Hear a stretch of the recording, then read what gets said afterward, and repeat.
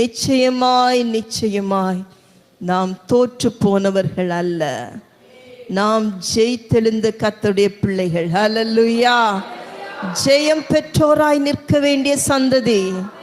யாருடைய வாழ்க்கையிலே தோல்வி தோல்வி என்றிருக்கிறதோ இந்த நேரத்தில் கரங்களை உயர்த்தி சொல்லுங்கள், உம் கிருபை எனக்கு போதும். என் தோல்வியை நான் ஜெயிப்பதற்கும் கிருபை எனக்கு போதும்.